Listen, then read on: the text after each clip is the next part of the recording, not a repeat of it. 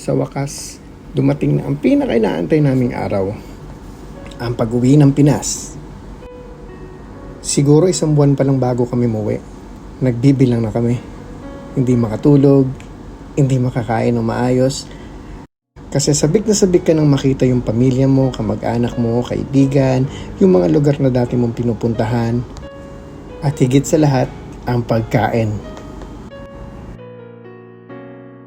May mga kasamaan nga kami dito sa Dubai na uuwi. Mapapasaan na all ka na lang. Pero sa pagkakataong to, kami naman. Kaya tara na, samahan mo ako sa aming munting biyahe.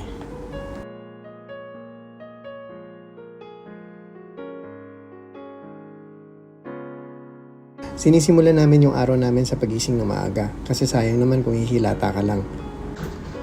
Pero syempre, exempted na naman si Sebastian sa tulugan.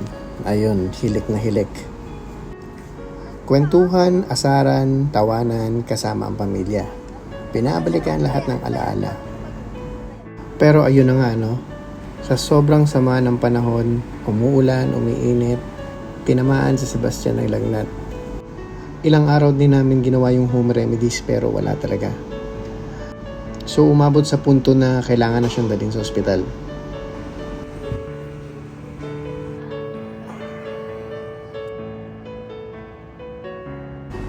Pero buti na lang no, nadadaan talaga lahat sa dasal.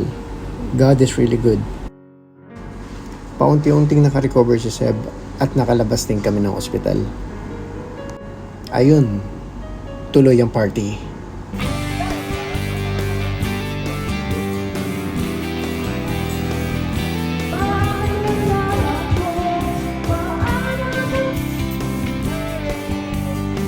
Happy birthday to you.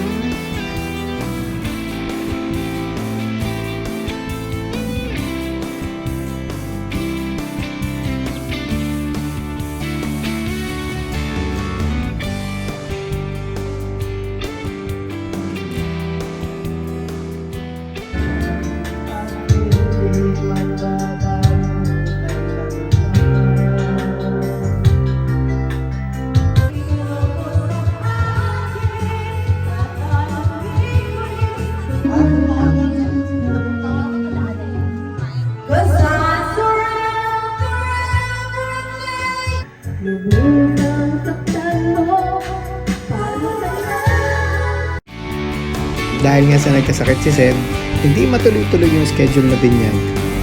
Umurong ng umurong hanggang sa natuloy din. Salamat nga pala sa mga pumuntang ninong at ninang. Sana pag darating ang Christmas, hindi kayo mawala. Joke!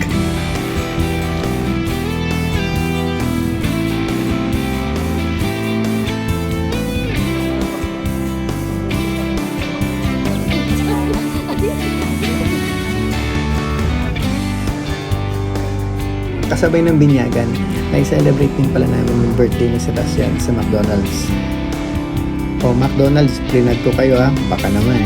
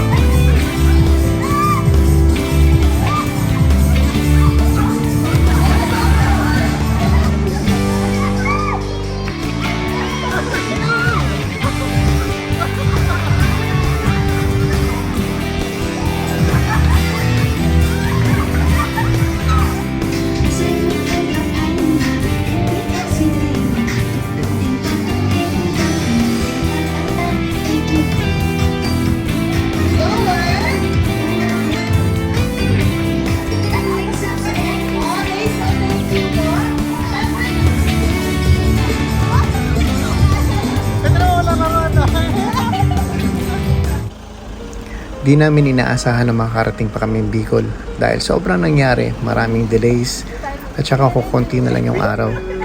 Pero ayun, natuloy din sa wakas. Sobrang sarap lang balikan, no? Yung mga araw na araw-araw kayo nakikita, sabay-sabay kayo kumakain, sabay-sabay natutulog, nagkukwentuhan, kulitan, asaran magdamag. Kaya siguro nakakamiss din kasi sobrang perfect ng family namin.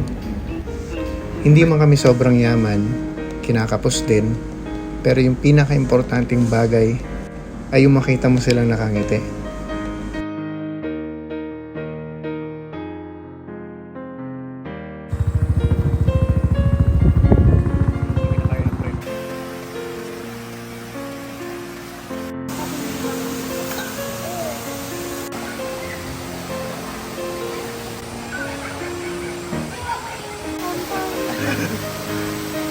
Ganito, may.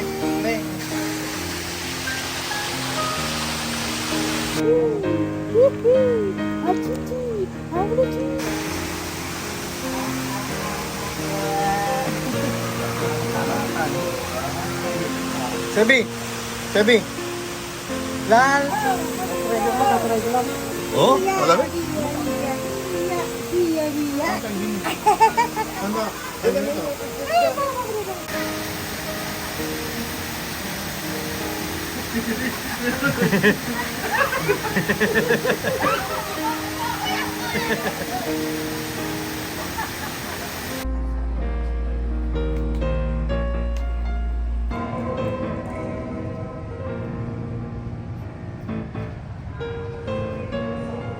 Amen.